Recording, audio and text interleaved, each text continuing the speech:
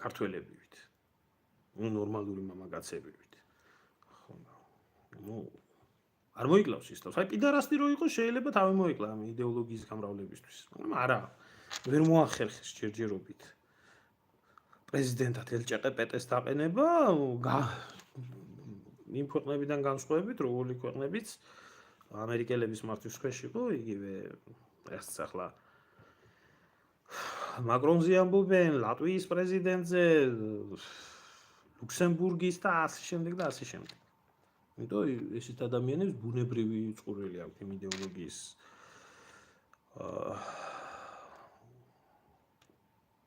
ზეობის. გაცრავად ეთნოსახელმწიფოების დაბრუნება ევროპა გადარჩება, ევროპა არ განადგურდება ახლა როგორც ასეთი, მაგრამ ლიბერალური იდეოლოგიის რაშია საქმე, იცით, ლიბერალური იდეოლოგიის მონაპოვარს ევროპაში. ზუსტად ხედავდნენ იმაში, რომ ლიბერალიზმს შეეძრო შეენარჩუნებია ევროპაში შვიდობა. აი ამაში ხედავდნენ. იმიტომ რომ ახალგაზრდები, რომლებიც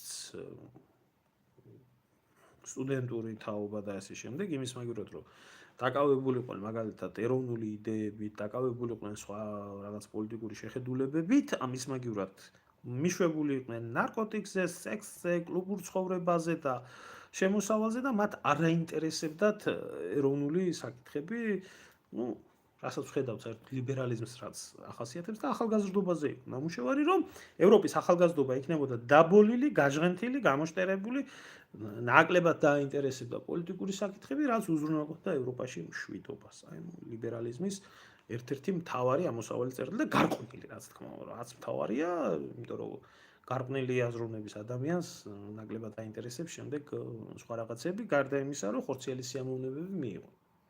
ეხლა დღეს აქ ერთ სხვა შორის ჩვენთან შემოვიდა ეს სცენი. ერთ აქაურს ვესაუბრებოდი, რომელიც არის 53 წლის, მეუღლე ყავს ყველაფერი და ეკითხები მეთქი შვილები არ ყავს და არა შვილები არ მინდაო, სამაგერეთო 3 კატა მყავს სახში.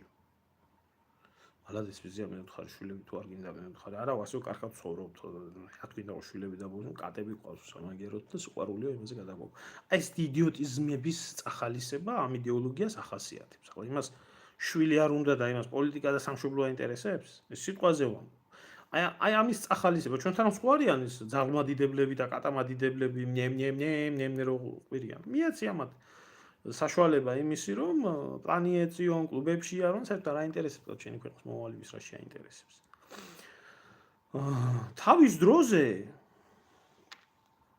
დროზე როდესაც მარშლის გეგმის მიხედვით ანუ რისი თქმა მინდა იცით საიდან მოხდა ევროპაში ამ შხამის ესე გავრცელება. მეორე მსოფლიო ომის შემდეგ როდესაც მე-20 საუკუნეში არსებობდა სამი ძირითადი იდეოლოგია, ეს იყო ნაციონალ-სოციალიზმი, კომუნიზმი და ლიბერალიზმი. მოხდა ისე რომ დაეცა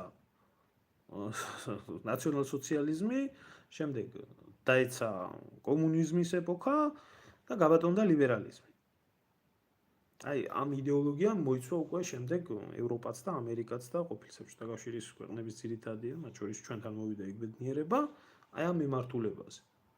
ახლა ფაქტია ის, რომ ეს იდეოლოგია ეცემა და სტარტს იღებს რადიკალურად განსხვავებული იდეოლოგია, რომელიც ორიენტირებული არის ეთნოსახელმწიფოებზე, კულტურაზე, რწმენაზე, კონსერვატიული იდეოლოგია, იმიტომ რომ დაიღალა აქაური ადამიანების გონება.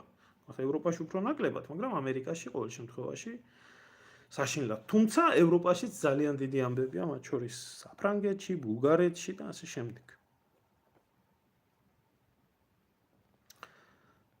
და საერთო ჯამში ევროპა ეს არის მშობელი დედა ყველაფერი უბედურებისა.